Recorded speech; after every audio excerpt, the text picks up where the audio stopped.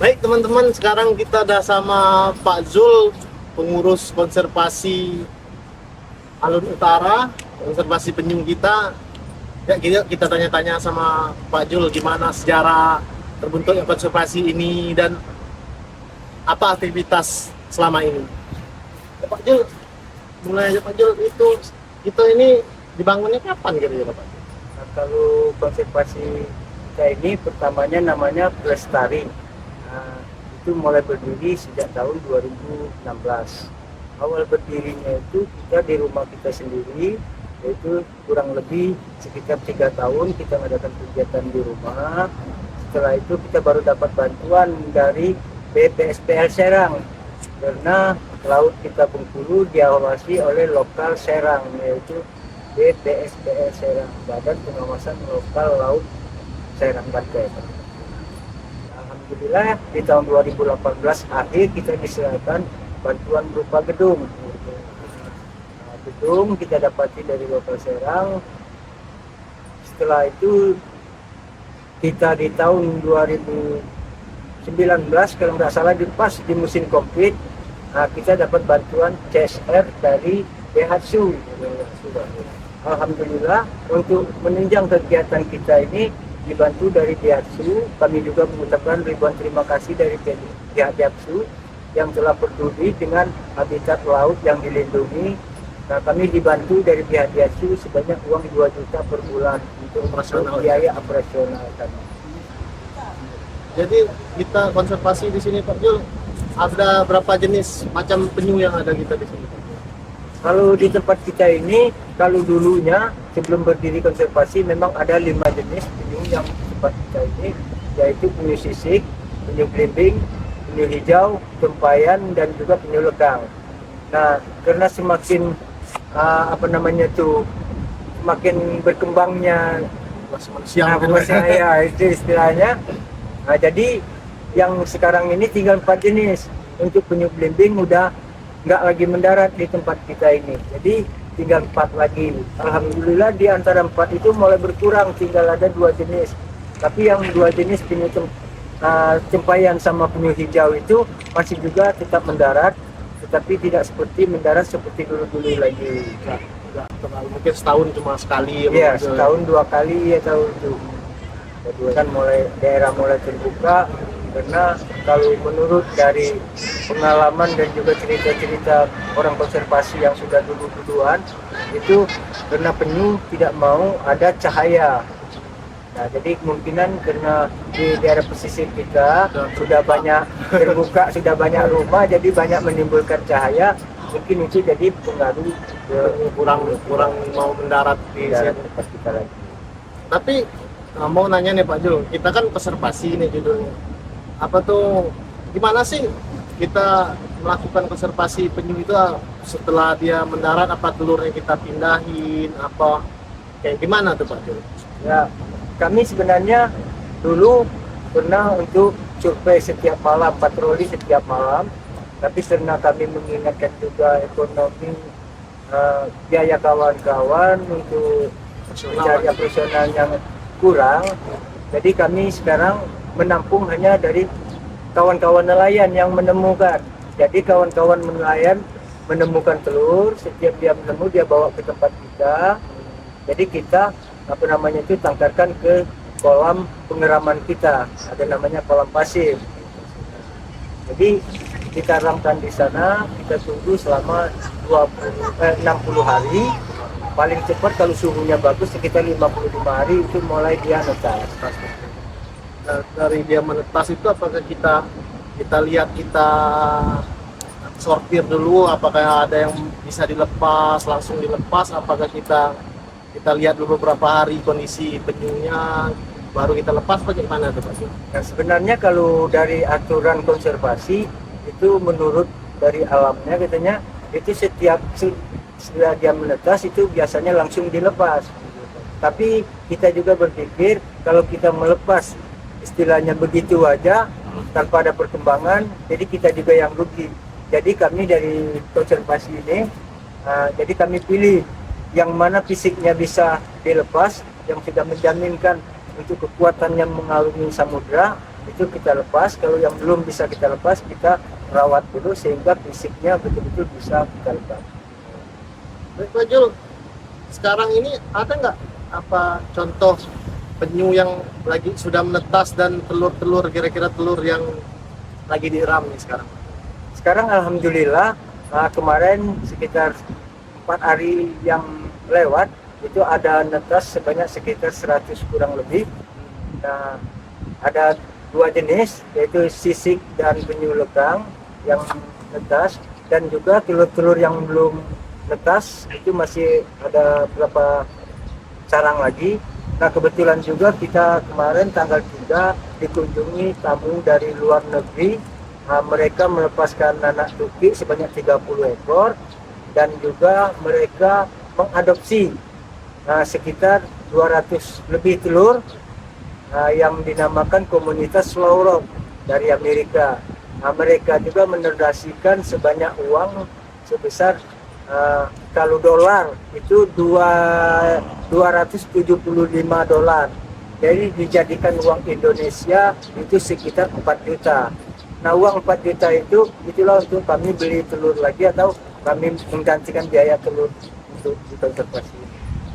Ternyata kawan-kawan memang hebat betul Pak Zulkarnain ini. Dengan dana seadanya dia masih tetap survive, bertahan untuk melakukan konservasi penyu kita ini. Baik Pak Jul, setahu Pak Jul, kita kan di Provinsi Bengkulu ini ada berapa sih titik konservasi penyu yang ada di Bengkulu, di Provinsi Bengkulu? Kalau setahu saya itu titik konservasi mulai dari tahun 2016 itu ada 3 titik yang dibina oleh Dinas Kelautan dan Perikanan Provinsi, yaitu Kaur, Ipu, dan juga kita Beteng sendiri. Nah, karena mungkin tak ada apanya, nggak juga kita tahu. Kalau menurut informasinya kendalanya itu dibilang apa namanya itu Dari anggarannya, dananya. Betul. Kalau menurut cerita mereka dari dana. Tapi sekarang mereka sudah bisa dibilang mati suri, sudah nggak jalan. Jadi yang ada binaan dari Dinas Kelautan Perikanan Provinsi yang masih jalan, alhamdulillah di Kabupaten Bengkulu Tengah, yaitu konservasi penyu Palu Utara ini. Jadi kita satu-satunya Pak Jul Iya. yang masih tetap survive Pak Jul.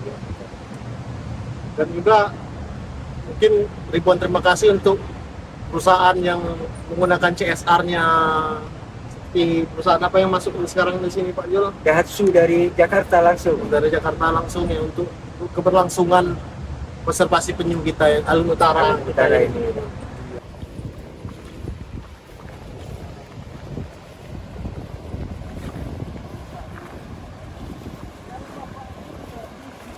Nah, paling-paling juga OI di anak bapak yang bisa mengarahkan, bisa menginfokan kan. Yuk. Nah, dari OI kan bisa mungkin ke adik-adik yang lain lagi untuk terus menginfokan.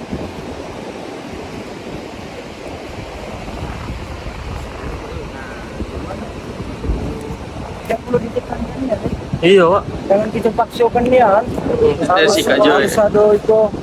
Udah cerita desa itu jarang apa. Kita paksakan ke kita pula yang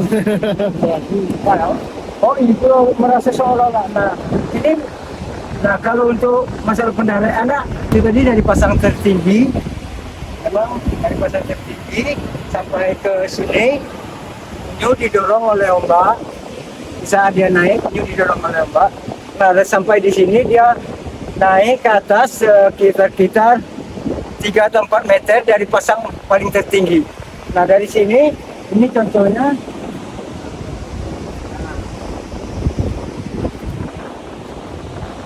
Ini lubang ini bekas tempat penyu bertelur. Nah, Ini bekas tempat penyu bertelur, lubang ini. Nah, lubang ini. Jadi kedalaman telur-telur penyu biasanya itu dari sekitar kedalaman 70 sampai 60 cm kedalaman untuk penyu-penyu bertelur. Jadi dari pasang paling tertinggi itu sekitar 3 atau 4 meter dia menitipkan telurnya. Kalau untuk jumlahnya sekali bertelur itu tergantung dengan ukuran induk. Ada dari 100 sampai 150 butir. Rata dari 100 sampai 150. Nah, itu rata-ratanya. Tapi setiap penyu yang naik bertelur itu pasti membuat kubangan atau lubang tipuan. Nah, kalau dia naik ke arah situ, dia bikin lubang tipuan. Setelah itu baru dia membikinkan lubang yang untuk bertelurnya. Setelah dia bertelur, dia turun lagi ke laut. Jadi rumput-rumput yang seperti ini memang sangat bermanfaat untuk pengamanan telur-telur penyu yang sering naik. Ya itu tadi guys, tempat bertelur penyu di pinggir pantai biasanya ada gundukan pasir yang bekas jejak-jejak itu. Ya kita cus lihat telur-telur yang sudah dipindahin ke tempat-tempatnya. Dari Amerika. Ya, dan anunya mana? Apa? Telurnya dari mana? Telurnya dari Quito. Jadi Quito. Telurnya ada di laut kita nih. Nah, dari pantai Quito. Telurnya dari Quito. Jadi mereka mengadopsi telurnya sampai di atas. Alhamdulillah kan kita ada adopsi anak penyu 30 ekor. Telur ada 2 sarang senilai sekitar 250-an. Hanya ngasihkan anggaran adopsinya kami tidak ditahan, tapi yang memberikan kesadarannya sendiri kan. Dikasihnya $275. Saya nggak ngerti waktu itu penolakan.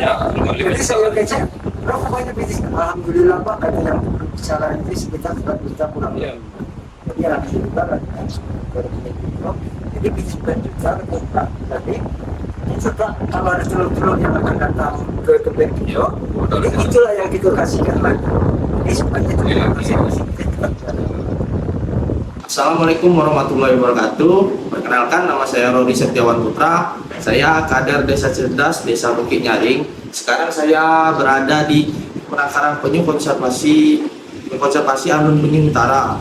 Saya menghimbau kepada masyarakat Desa Bukit Nyaring dan masyarakat luas agar kita peduli akan lingkungan, terutama kepada penyu ini. Dikarenakan penyu ini sudah ada di sini selama beberapa puluh tahun, tetapi pengurusannya ya tidak jelas. Saya berharap pada pemerintah daerah untuk peduli akan konservasi ini, dikarenakan cuma ada di Provinsi Bogor cuma ada satu ini.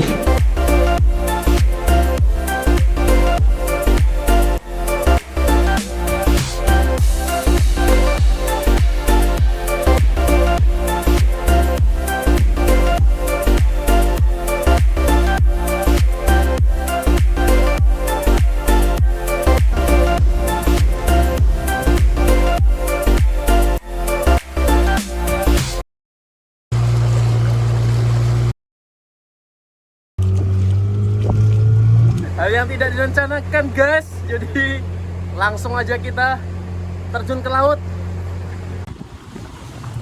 Kapten, aye kapten, aye.